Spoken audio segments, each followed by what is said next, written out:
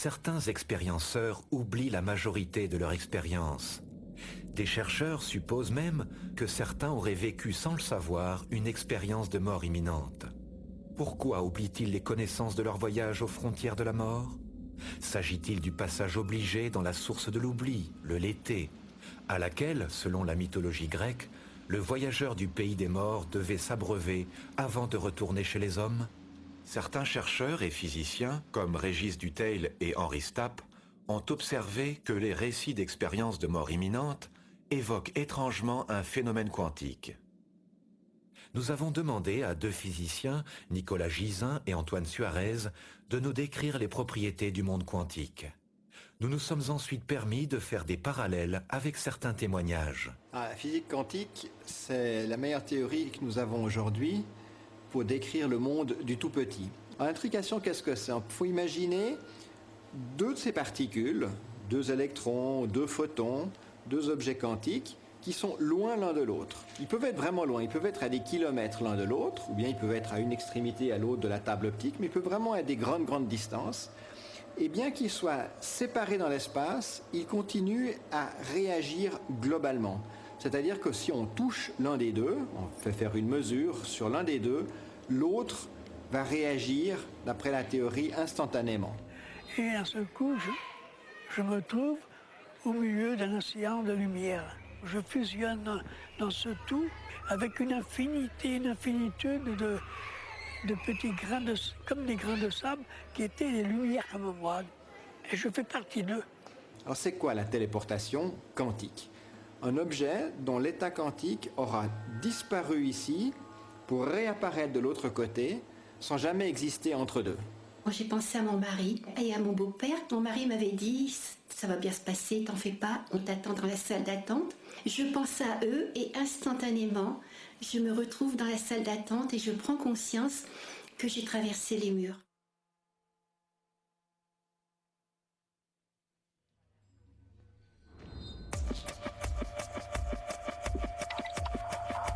Je me voyais de partout en même temps. Avec une vision à 360 degrés.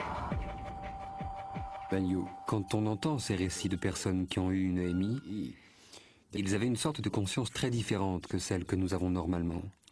C'est une conscience élargie, où il n'y a pas de temps ni d'espace. Ils peuvent rapporter des choses du passé ou même du futur. Tout est là. Pourquoi le temps n'existe pas au niveau quantique? Et je rentre dans un élément de hors-temps. La seconde, l'éternité sont à peu près la même chose. Je me souviens, en 45 secondes, c'est à peine croyable, d'avoir vécu des millénaires, mais là, il n'y a plus... Le temps et l'espace n'existent pas tel qu'on le pense ici. Le passé, le futur étaient là dans le présent. C'est qu'il y a des choses qui se passent, mais le temps ne passe pas. On pourrait dire qu'on est dans un espace-temps qui n'existe pas ou qui est un arrêt. Le temps s'arrête et voilà, on est dans un no man's land de temps. Certains aspects de type mécanique quantique sont liés à cette forme de conscience. Elle provient d'une autre dimension que j'appelle l'espace de phase. Elle ne se trouve pas dans le monde matériel. Dans cette dimension, où la conscience est localisée, à mon avis, il n'y a pas de temps ou d'espace, et nous pouvons recevoir de cet espace de phase un aspect que nous appelons la conscience de veille.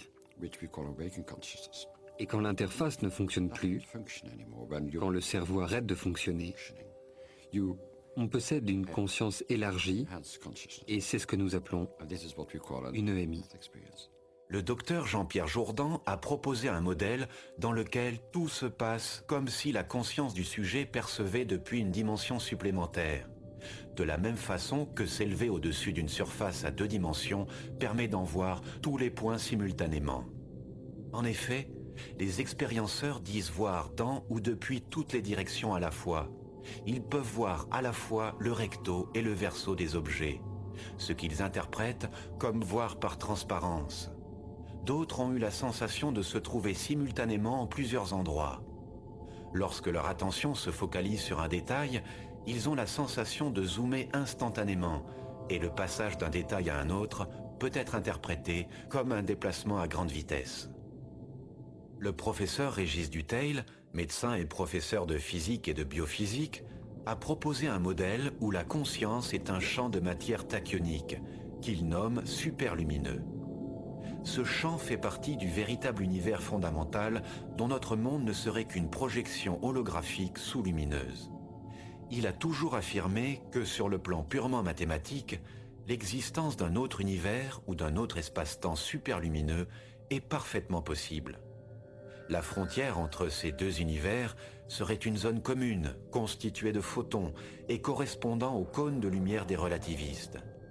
Dans cette théorie, le photon est formé d'une partie sous-lumineuse et d'une partie superlumineuse. Les expériences de mort imminente seraient alors le passage pour l'être humain du monde sous-lumineux au monde superlumineux. La personne en train de mourir traverserait le mur de la lumière et s'imprégnerait de particules allant à la vitesse de la lumière, donc de photons. Elle deviendrait lumière elle-même et percevrait tout ce qui l'entoure comme sombre.